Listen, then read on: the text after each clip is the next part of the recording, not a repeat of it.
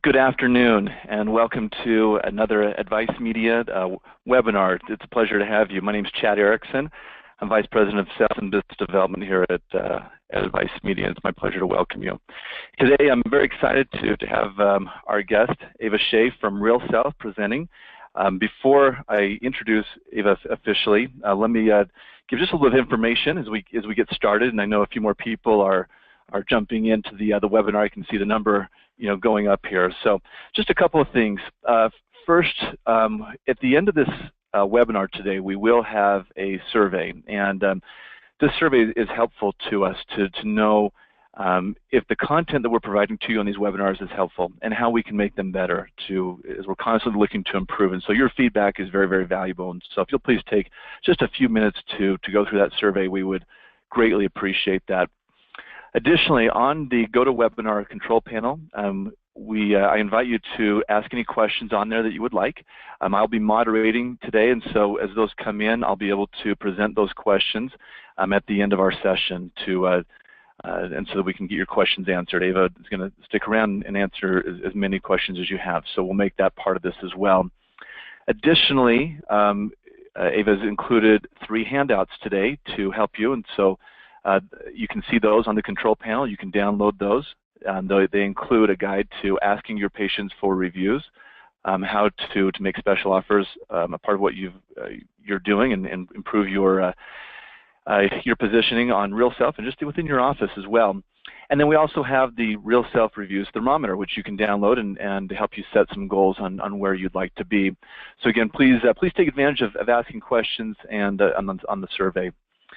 But it's now my pleasure to welcome Eva Sheie, who's the Director of Practice Development for RealSelf. Eva is a nationally known search marketing specialist.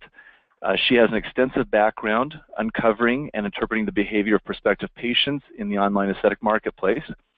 Eva's focus at RealSelf is to best serve professional providers by giving them the latest tools and information they need to connect with patients online. She's appeared as a speaker on the topic at ASPS, ASAPS, and the AAFPRS conferences. Eva regularly gives talks at industry events and online at the newly launched educational program for RealSelf University. I've known Eva now personally for, gosh, going on probably 10 to 12 years. Having heard her speak and having spoken with her on various panels and at various conferences, I'm very excited to hear her today because I know how well she does. I also know the preparation she puts in, and I know how much she backs up everything she says with data, and that's something that is often missing today. So without further ado, Eva, thank you and welcome for taking over this webinar today. Thank you, Chad. Thank you for that amazing introduction, and thanks to everybody at Advice Media. We at RealSelf are so glad to have Advice on board as our newest preferred affiliate of RealSelf, and so we appreciate you inviting me to be here today too. Our pleasure. I've met many of you listening online, and if I haven't met you yet, here's who I am on the left, and then you can see the whole RealSelf team here too. And I know being an online company, it's hard to know the size of the team and the scope, but there are currently over 140 people at RealSelf working hard every day to deliver value to doctors, and so I like to show that team picture too, plus the dogs make it, kind of fun, and that's a little bit of our personality. This picture was taken in front of CenturyLink Field where the Seahawks play, so our office is next door to the stadium, which can get a little crazy, but it's really fun. So before I dive right into it, let me just tell you what we're going to cover today. We have a ton of material in RealSelf University, so if there's something I don't touch on here, I promise you it's over there. What we're going to look at on this webinar is how our consumers' expectations have changed, and a lot of that has to do with her mobile device that sits in her pocket or next to her bed while she's sleeping. It's never out of her sight, and how reviews play a critical role through that journey. And then we'll go deep into the 5 reasons that a profile on RealSelf isn't attracting new patients, but the nice thing about this is it's the same reason that websites don't attract new patients, because they're all the same behavior. So this is helpful whether you use RealSelf or not. These are the same reasons a website may not do well. And then I'll give you a few things to help blaze a path for some ongoing success. What's happening is that people are tied to their devices because of the unlimited information and access at our fingertips. And I like to say that the art of BS is dead, because in the old days, we used to have to make up the answer to something if we didn't know and we wanted it to look smart. Now we just Google everything. So our expectations have changed dramatically because of our smartphones and because of Google and Amazon. If you think about Amazon Prime, sometimes I'm angry when I can't get something for 3 days because it's not going to get here in 2 days or 1 day. And even a year ago or 5 years ago, 3 days would have been, you would have had to pay $50 to get something that fast. So the speed is just pushing forward, and it's a little scary sometimes. So what happens here is tricky because cosmetic procedures take a really long time to make a decision about moving forward. And their journey is really long. They turn over every stone in their search. And so you can see how the Q&A on RealSelf fits into this weird paradigm where they want an answer right now, but they're thinking about it for a really long time. So they come back over and over looking for answers to questions. And at some point, they pick up the phone and they actually want to talk to you. And if you, as a provider, have already answered a lot of questions on RealSelf, there's a very good chance they already know your answer and they know how you think about procedures. So it's that relationship that builds trust and that leads to an opportunity in the real world. And that's exactly how your website should work too. Sometimes RealSelf gets compared to Yelp, and as an advertising platform, they have some similarities, but RealSelf's traffic, if you compare apples to apples and take Yelp's healthcare traffic, RealSelf has over 9 million visitors a month, and Yelp's healthcare segment has a little bit less than that. And it also includes things like hair salons and chiropractors, and I think nail salons are lumped in there too. So it's really a lot smaller of an audience than what RealSelf is getting right now. We're also sometimes considered to be social media, and we fit there too because we have social elements like the discussions that patients are having with each other. And this is really the large majority of the activity that happens every day is, excuse me, patients talking to each other and supporting each other. And then part of that is writing reviews. And then on the doctor side, doctors are answering patient questions and sometimes promoting themselves. But every doctor in America is allowed to have a free profile on RealSelf if they choose to, and answer patient questions if that's something they're interested in doing. So what happens with these 9 million visitors every month is that they move along a journey from curiosity at the beginning to intent, or interest, where they're starting to think about actually moving forward and making a decision, and then reaching out and contacting a practice. And that happens just over 400,000 times every month. A patient reaches, or a prospective patient reaches out and says, I want to talk to this provider. And what's interesting about that number, that 400,000, is that 90% of those 400,000 contacts go to the top 20% of our doctor community, and that top 20% has some things in common. So that's how we came up with the 5 things that drive more patients to a practice. One of the most surprising things we found, and I come back to this over and over, sometimes in the middle of the night I end up thinking about this because it was such a shock to me, having done so much internet marketing for so long focused on the contact, was that 80% of the consumers came back after they chose their doctor, after they scheduled, and their research increased in intensity at that point. So I felt like the whole world opened to me then, like they're using reviews before they make a decision, and they use them one way at that time. They use them during the decision to say, yes, this is the right provider or the right surgeon for me. And then they're using them after to ask questions like, am I okay, and is this normal?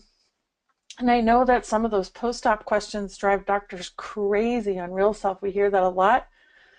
but I think the patients want you to like them and they don't want to annoy you. And so they're often trying to figure out, is something wrong with me, before they call you and feel like they're bothering you at that stage. So this is why it's so important to have strong, successful profile on any third-party site that you use and on your website, where you can, anywhere you can control the information about yourself is critically important to your success. And so what we get asked all the time is, what do I need to do? Give me the recipe to be successful.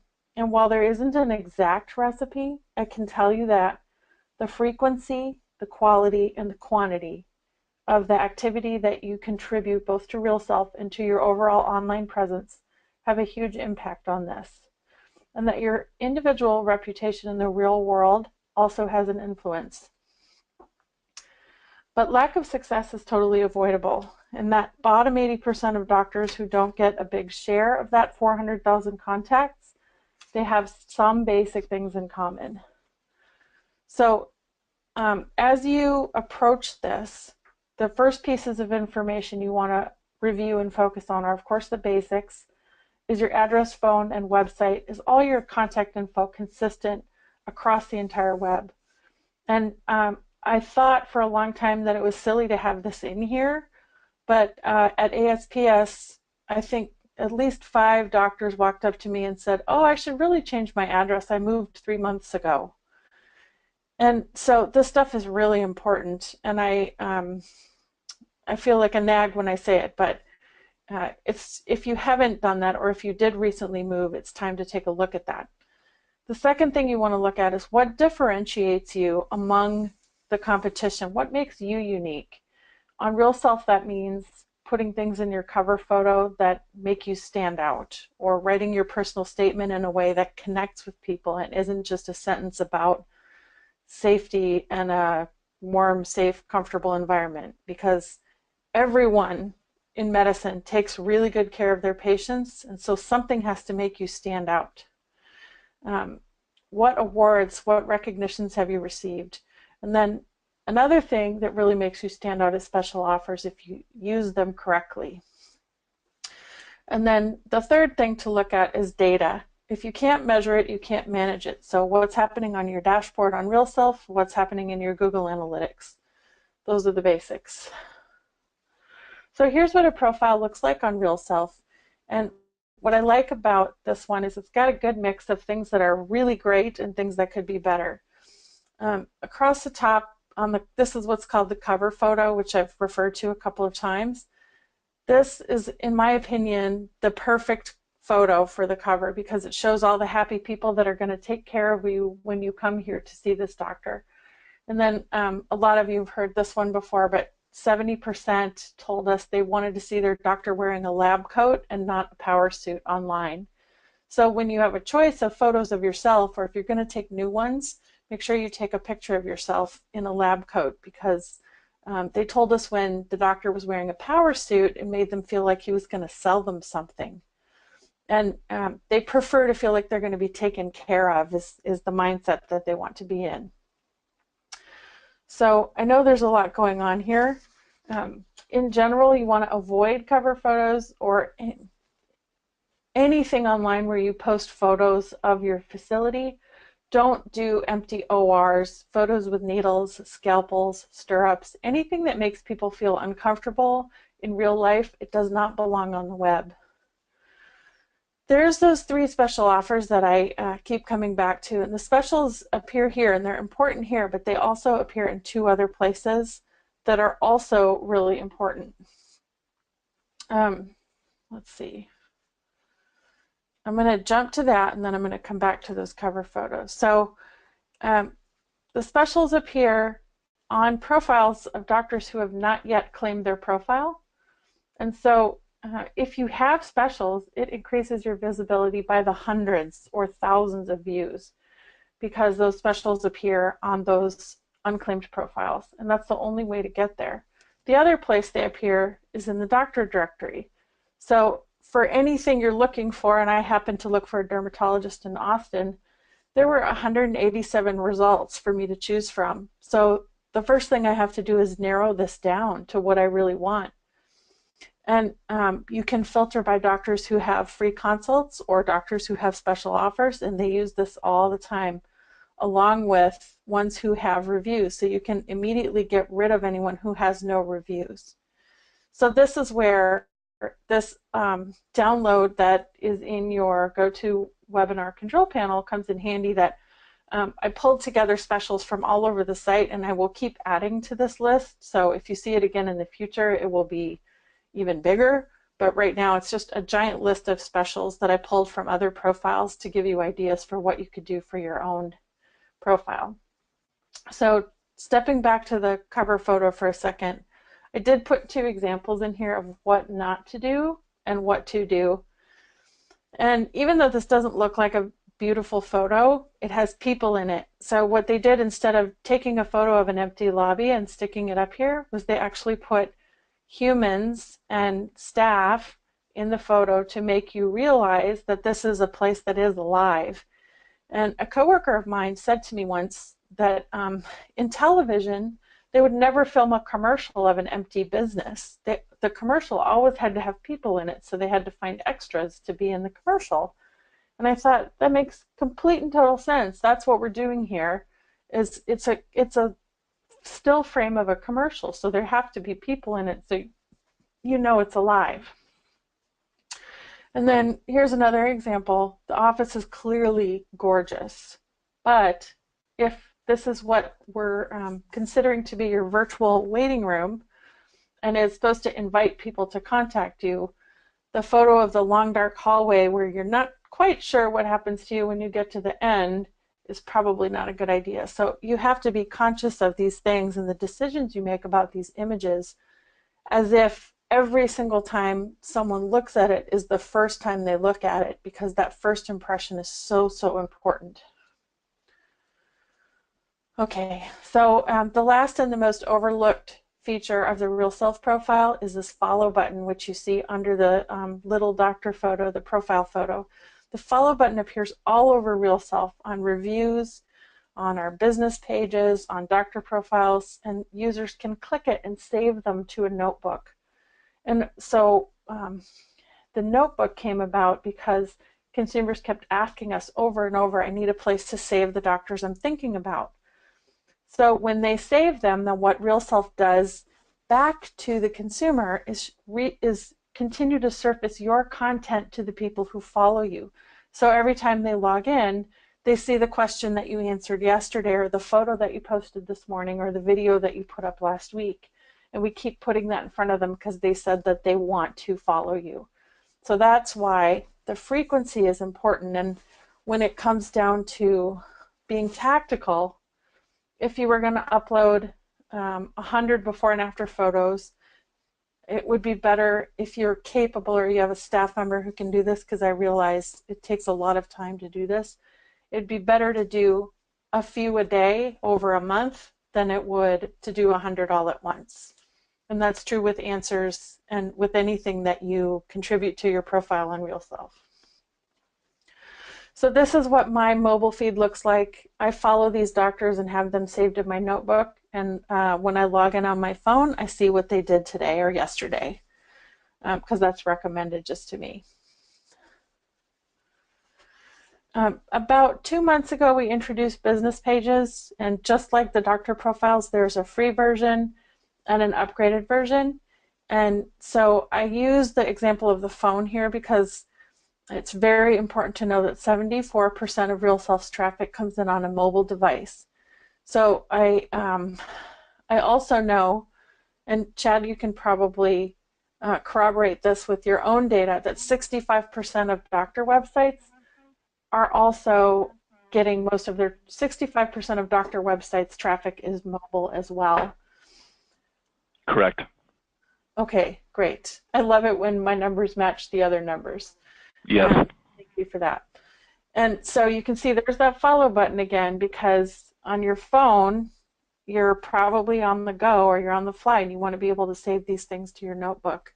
So as you're reviewing anything on your own website, on RealSelf, on any site where you market yourself, start with your phone, or at least get in the habit of looking at what you're doing on the phone and the desktop, not just the desktop all the time. So let's get into those 5 reasons. The first issue that we see with profiles, which we see the most often, is that the doctor's expertise is not clearly defined by the content that's on their profile. So for example, this doctor has only rhinoplasty photos, has answered only rhinoplasty questions. Even his domain name says rhinoplasty in it, so it's very obvious to us that he's a rhinoplasty specialist and he doesn't want to be doing foot surgery here. So what we can see from this profile is that this doctor probably has a specialty, but we have no idea what it is because he hasn't taken the time to update the information here and make it clear that he's a specialist in something. And 662 people have come along and seen this and said, what's the deal? There's no information here. So this is what we want to avoid, because whether this doctor knows it or not, people find this during their journey and they form their own opinion about him based on what they see. So the very most basic tips to build out a great profile and make your expertise clear are broken down into 3 areas. What you say about yourself, that is the about statement on your RealSelf profile, the about section on your website, how you answer patient questions, and how your procedure content is written. This all demonstrates your expertise in writing. And then the second area is what they see, which is the before and after photos and the videos. If you're a breast dog specialist, but you only have 10 cases on your website or on your profile, they will not believe that you are a breast augmentation expert. But if you have hundreds, and what I like to say is you need to have so many photos that they can't count them just by looking at the screen, then it's believable that you're an expert in that procedure. And one of the mistakes that happens on RealSelf pretty often is that the doctor tells the staff, go upload my photos to my profile, and they'll do an arm lift and they'll do a rhinoplasty, but really what you want to be doing is breast reduction. Start with the procedures you care about the most and really build those sections out, because that's the way your expertise becomes known to the people who are sorting out all these different choices they have for surgeons. And then the third way that your expertise is demonstrated is by the reviews that you have. So if all your reviews or most of your reviews are about the same procedure, that supports what you're saying and what they're seeing and establishes you as an expert. The second reason a profile falls short on attracting new patients has to do with lack of content, or the content that is there isn't relatable or helpful. And again, this applies to both visual information like photos and written information like your answers in the Q&A. So again, here's our friend Dr. Cochran. It's very clear from his photos that he's a rhinoplasty specialist, but also that he has old patients, young patients, ethnic patients, and that also contributes to that feeling that he is relatable, because what's happening in before and after photos is everyone is looking for the photo that looks like them so they can figure out if you can help me with my issue, because I am special and I am unique and I want to see photos that look just like me. This is true even with sensitive procedures. They want to find photos that look just like them. And when they do, they connect to that doctor who has the photos and they feel more confident choosing them. The other place you can be helpful, and this is what we call the virtual bedside manner, is in answering questions and showcasing your personality. So what you can see here is the mistake that was made was the doctor was very self-promotional in his answer. And so the patient asked actually a pretty complex question about their ears and got some really good answers, but one said, I'm awesome at this and I'm really good at it and I do more than everybody else, but didn't really answer the patient's question all that well. And the next one really did answer the question.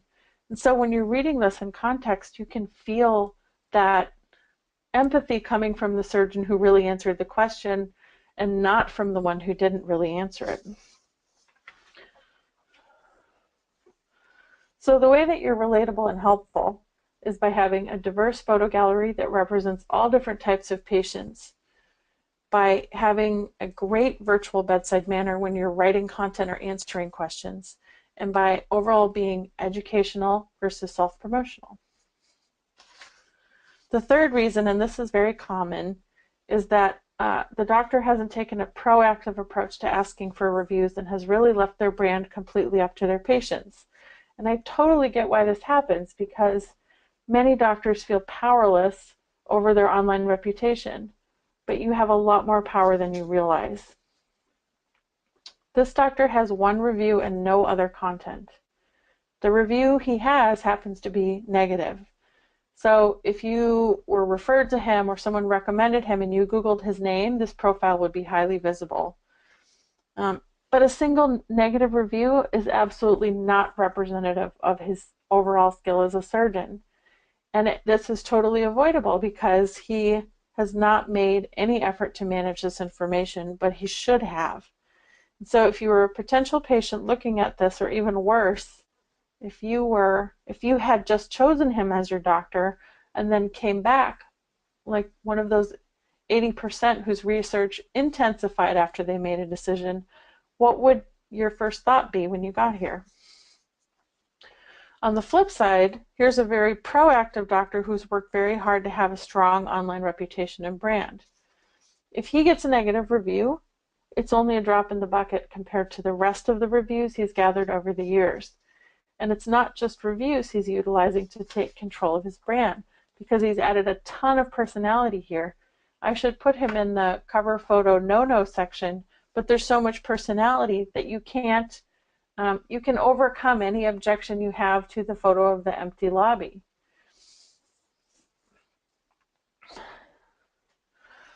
So what Dr. Joseph does, I usually share his secret to how he has gotten this many reviews. I actually talked to him directly. And when I called him, I said, hey, Dr. Joseph, you have 381 reviews on RealSelf and 85 reviews on Google. And he said, I have 85 reviews on Google? He didn't even know. And it's because he has built this process around sending the patient's before and after photos to them at their post-op with the request to write a review, and then framing it as a request to pay it forward for other patients, not to help him. And so that combination of sending the photos and asking the patient to pay it forward and help other patients is why he's been so successful. So those are really the two secret components to him doing this well. So the quick tips on avoiding leaving your brand up to your patients, of course, are to ensure that everyone has a positive patient experience. If someone reaches out to you with a customer service issue before they've written a review, make sure you take really good care of them and wow them with the resolution of whatever their concern is, because that's how you prevent bad reviews. You still have to assume that someday you will get a negative review, and the way that you make that not feel so bad is to be proactive instead of reactive and ask every single patient to write a review for you. There is a little PDF guide to this that's in your GoToWebinar control panel, and that's the one called Asking Patients for Reviews. Another little trick here that I threw in was from our friend Lisa Reith in Knoxville, Tennessee. She built this thermometer for every one of the sites they care about and put it in the back room, and she tells me that it's huge and it covers the whole wall. This is what inspired the RealSelf Reviews thermometer that's also there for you to download. So ours is smaller. It's not going to cover the whole wall. It's just a regular sized piece of paper. But what they do is keep it top of mind for the staff in the back room. So they're always remembering we're working towards a goal here. And then they update the red line every week to say where they are. So that's what the RealSelf Reviews thermometer looks like. It's free, it's fun. Download it, have fun with it, do whatever you want with it. The fourth reason, and the last two go really fast, and I know we're at 1:30, so I'm going to just cruise through the end here. The fourth reason is that even though we know it's good for us, it's something that we have to take the steps to do. And so this is just a reminder that small steps lead to big changes. And doing one little thing every day, like making review cards and making sure that you hand them out to every patient on their way out the door, those small steps lead to big changes. And so the most important tip is to just start somewhere and make it a habit. The last reason is not really a reason as much as it is a reminder, and that's that she might just not be that into you. And sometimes the reasons patients choose doctors is completely beyond our control. And honestly, it could be a little bit crazy. Like some patients just want to see a female doctor and they will not change their mind about that. So that doesn't apply to the bottom 80% of doctors, but it does apply to everyone. Sometimes there's things consumers prefer that are just completely out of our control, and we just have to accept it. So as you look back on the 5 reasons why 80% of doctors don't see success from their profile or from their website, remember as you get started what matters the most. Is your expertise clear and defined? Can we tell just by looking what it is that you are great at and what it is that you want to do the most? Can we tell from your profile that you are relatable and helpful? Have you left your brand up to your patients, or have you been proactive about getting reviews? And is that proactive behavior a habit? Is it a business process that you've implemented in the office so that you can continue to build on your success by having more reviews come in throughout the future? Or is it 5, just that she's just not that into you and there's nothing you can do about it? So if you're wondering, what do I do now with all this information? I know it was a lot. There's 3 very simple things that you should start with. One, of course, is update your profile on RealSelf. Allow a business day for changes to be published because everything is moderated. If you don't have a profile on RealSelf, there's a button at the bottom of the website that says claim your profile where you can get started. And every practice on RealSelf has an advisor or an advocate dedicated to their success. They're here to make the most of your profile and help you figure out what's right for your marketing goals. There are some special promotions running just through the end of the year. These are very rare for RealSelf, and they're going on right now. So if you're interested or on the fence, it's a good idea to just pick up the phone and see what's available. And then, of course, if you're interested in learning more, there's a lot more about reviews, and actually I have a slide for this. There is one about reviews, one about answering questions, another one about profiles. Actually, that's the one that you were just on, so you don't want to take that one again. And the top tricks, time savers, and tips put on by myself and Kirsten Mann, who heads up our doctor community. So with that, I will give it back to Chad. Great. Eva, thank you very much. And thank you for showing those additional webinars that are coming up, because there's always more to learn, always more to do. So thank you so much for the information that you've shared today on those 5 reasons. And you're so right. You know, the exact things you're talking about for the RealSelf profile really do apply to the website. The fact that you have less than 2.9 seconds to make that first impression before someone's going to move on, before they're going to go somewhere else. So if you can't grab somebody, if the picture, the initial information, they don't know who you are, what you do, what it's about, they're going to look somewhere else because somebody else will stand out to them. And so you have to differentiate yourself, and it doesn't have to be that difficult. Just using some of the great assets you have are incredibly important. Mm-hmm. I have a couple questions, and again, for anybody that has some other questions that they would like to ask Eva, now's a great time. Go ahead and go to the control panel here on the GoToWebinar system and enter those in, and I can moderate those. First question we have today is, how can you maximize the Pro option, or do you absolutely need the Spotlight version of RealSelf to have success with this website? Well, that's a really good question. Pro is how you get links to your website from RealSelf. Those aren't available. So put on my web marketer hat for a minute. I built hundreds of websites in a previous job, and typically saw referrals from RealSelf to the doctor's website just blow everything else out of the water. So RealSelf has the potential, if you use it correctly, to send a lot of traffic to your website. And you can't get that without the Pro upgrade. So that's really important. But Spotlight, if you want additional visibility for a certain procedure, can really amp that up. If you're not spotlighting in the right procedures for you, or there's other factors at play, it might not be working the way that it's supposed to be working. And it's complicated. It's just as complicated as Google AdWords, and I don't mean to make it sound difficult, because we are always trying hard to make it easier, but I don't think there's a cut and dried answer for whether you need to do both or just one. Certainly the platform was designed to let doctors get their own exposure by contributing content, and that Spotlight is supposed to amplify that contribution and bring more attention to it. So one reason I see Spotlight not work is because there's nothing to see when you go to the doctor's profile. But I don't know if that's what's going on from the person who asked it without looking. But that's a great question. Great, and I'll connect both of you, directly offline, so that any follow-up there, can take place. Another question that is asked is, what is RealSelf doing to help medical spas and ancillary providers who also need reviews? Oh, that's an awesome question.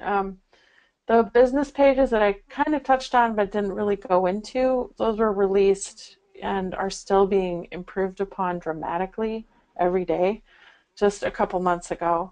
And the business profile is free. If you already have a doctor profile, you just look in your dashboard for the Claim Your Business Page link and set up your free business page. So if you have a different name for your practice, like Sunrise Med Spa is the name of your practice, that can have its own page, and the doctor can have its own page. And there's free version of both and a pro version of both, just like the doctor profile has always been. And so people can write reviews of PAs, injectors, estheticians, whoever is in the practice on the business page. That's perfect. And that actually was our next question that had come in, is how do you get the business page? So again, if you have your personal page, log in there, and within the dashboard you'll see how to get that. Is that correct then? Mm-hmm. Absolutely. Okay, perfect. One of the other questions that came up today is, what additional mobile trends do you see as it relates to consumers online? You talked about where it's at with the 74%, but where else are you seeing this go right now? It's really interesting. The mobile people behave completely differently from the desktop people. And I think it has to do with the nature of the research that they're doing. So I don't have anything specific off the top of my head except to say that the data that I see around their behavior is completely different from the way they interact with the desktop version of the site. And I would expect that to be true with their individual websites too. And that for me, and probably for you too, Chad, is one of the scariest things I've been seeing over the last year, is that practices have not gotten their head around that mobile experience yet. Yeah, I think you're right, and I think it's growing all the time. It's it's so interesting when we think of where this has gone. We're going to come up on the 10-year anniversary of the iPhone this next year, and to think where it's gone, because when it first came out, it was honestly a step above a Palm Pilot. It was a better music player with a calendar, task list, and a phone. That's essentially what it was, and to see where it's gone, because the technology hadn't caught up yet to allow us to read entire books on there, or to even look at websites. We were still pinching and pulling websites up until, gosh, about 5 years ago, when we started getting mobile websites, and then of course coming out with responsive websites. But that's been the evolution. So where this is going is going to continue to grow. But I look now and I see both my parents, who are in their late 60s, they're on their phone all the time, and they're communicating with me via text more than anything else. And so even the older generations are now embracing the technology because they realize how great it is for their life, how much easier it is, and it is just the way that everybody's going. So it's very important. I have to tell my mom. Yeah, go ahead, please. I have to call my mom and say, Mom, that's not how you do it. but they're embracing it and working on it for sure. They are. On the mobile side, I've got a couple more questions for you. On the mobile side, there's a question on, is there a mobile app or plans for one? There is a RealSelf mobile app. It is consumer facing only. There is nothing for doctors to do in there other than experience it as a consumer would. I think where I would spend more time, knowing that I have limited time to think about these things, is on the RealSelf mobile website, which is usually how they're getting there from Google straight into the mobile version of the site. And that's where most of our dev resources and product resources are focused, is on the mobile version of the website, not in the app. The app is really pretty and they're still working on it, but the large majority of our users are in the mobile version of the website. Yeah, though, that's thank you, and I actually have your app and have been on there and used it, and it's great. But yeah, so but there you go, use the mobile. Another question, and I'm actually, something I talk about quite a bit. I'm actually excited to hear your answer on this. Is what do you recommend that someone do when they get a negative review? Oh. Well, the first thing you always do is nothing for at least 24 hours. That is what you do. The second thing, which is probably really the first thing you do is take a screenshot of it and stop going to it. Don't click on it. Don't send it around. Don't give Google any indication that this content is interesting by sending it to everyone you know and telling them to look at it. So if you need to take a copy of it, take a screenshot, print it out, do whatever you need to do, but stop going to it and then wait a day so that you can really think about what you want to do. So I'll give you an example. Old friend, client of mine called, very upset. I have a horrible review on health grades. It took me a half an hour to find it first, and I know how to use Google. So that told me one thing, that it was extremely difficult for regular people to find.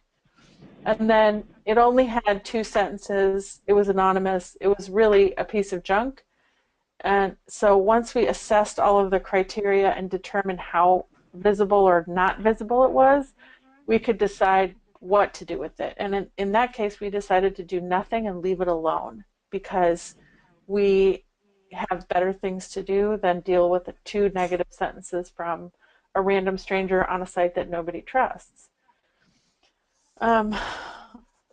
Another approach is to try and resolve the patient's issue. And I've seen this one work many times too.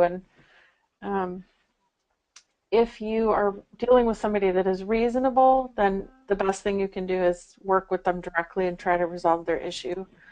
So really then what's left is somebody that's unreasonable, who's causing a lot of trouble, and those people are really rare. But it's very hard for me to say what I would do without actually assessing the situation. Yeah, I think you're right. Every situation is a little bit different, but I like your idea of waiting 24 hours. I think a lot of times the emotion initially is so high because it feels like a personal attack, and nobody wants that. It hurts, especially when you feel like you've bent over backwards to help people and you get it, and the anonymous ones are the ones that really tick you off because you don't even know who it is. I'll often tell people too, if you do know who it is, and once you've kind of calmed down, if you know who it is, try to call them. A lot of times you can just simply, by the fact that you've paid attention and called them when you're, again, in that right state of mind, you can usually work things out, and they'll talk to you and let you know. Not always, but again, that I've seen that work quite a bit. Anything else you have on that? Bury it. The only thing you can really do and really take control of is burying it, figuring out which sites will push down the site that the bad review is on. And I've gotten pretty good at that part of it because I just know the landscape really well. but a good SEO company like Advice also knows how to do that really well, to figure out what sites you can actually do SEO and build links to push the bad review down off page one. And you can do that with your own website too, by putting reviews on your own website and building the right kinds of pages there. So the bury it strategy is the only real option that you have when that happens, if you can't get them to take it down. Yeah, it's very true. And negative reviews are going to happen. I mean, it's inevitable. In today's world, they just start. It's where people are connecting. It's where they go. And so going back to what you talked about earlier, which is getting more positive reviews so that you can offset those negative ones, is such a critical piece of that. And one of the questions that somebody had is what about tips for getting those? And you shared some of the presentation, and then I'll point out also that, again, as one of our handouts that Eva has shared here, and again, on the control panel, you will see the handouts. You can actually download that guide for asking your patients for reviews, and that can be, it's great. And again, that can apply to whether it's RealSelf or any of the other review sites that are out there, be it Yelp, Google+, HealthGrades, RateMDs, Vitals, paying attention to those so you do have a good mix of reviews across the web. You do want a good mix, and it does help your overall search engine optimization today. When people see those, as Eva talked about, it adds a ton of credibility, and people will make decisions off of those reviews. And so, you want to have those. I've got two questions in a row in regards to the slides, wondering if it's possible to get a set of the slides to review, or if those I need to watch the video again later. I'm happy to share the slides if you send me an email. I don't think I have my email in here, but if you send an email to university@realself.com, it will go straight to me, and I will send you the slides, no problem. Okay, great. Another one is that I was told that RealSelf will never remove a review, even if it could be fake and negative. Is this true? No, I don't think that's true. There is an official dispute process that is available in the doctor dashboard, and I've seen them take lots of things down for violating our terms of service. And so if you're in that situation, what I would recommend is staying very calm about it and having just a conversation first with your advisor or your advocate about the review, and then understanding the process of getting a review removed via terms of service. This is also how you get reviews taken off Yelp or Google too, is to find a reason within the terms of service that violates those terms, and that's usually how that gets done, especially if it's fake, because we have several ways of knowing that it's fake, and they're pretty foolproof. So I would try again. Yeah, that's great information. Yeah, and a lot of the sites do have some things like that. In fact, a lot of the review sites have gotten better. Even Yelp's gotten a little bit better. A little bit. I say that because they tend to be the most difficult, but they've even loosened up a little bit, recognizing that, hey, they've got a lot of paying people out there, and they need to have the a way that if there's something that's fake or something that's been just simply copied and pasted on multiple sites, that it's going to violate terms of use, and they will remove those. So be aware of those, and don't be afraid to reach out. But again, the best recipe is to do a great job in your office, from the people that answer the phones, to the way that people are greeted, to the way that you treat them in their office, whether you're the practice coordinator, an office staff, or the doctor. The way that you interact with people makes a difference. And again, you control your brand. I loved that you said that don't let other people create your brand. You decide what it's going to be. Have regular meetings in your office to talk about these issues, to make sure that everyone's on the same page, that your entire staff is on the same page of what you want to accomplish, how you want to do it, what your protocols are for how you treat people, and knowing that everyone's going to be watching you and anticipating negative reviews. So watching those is hugely important. Reviews are such a great mirror for knowing if your brand is working. So if your brand is, we're warm and friendly and we treat our patients like family, then you'll see that come back in the patient reviews over and over and over. And it centers everything on the right thing. So yeah, it's funny you say that, because a lot of times people are like, oh, I got this negative review with this one, and a lot of times I'll sit down with them and say, okay, now that we've kind of talked about that, can we have an open, honest discussion? There seems like there's a problem in your office, doctor. And they're like, what? It's like, seriously, if you're getting all these over and over again, there actually might be a problem. So let's take a look at it.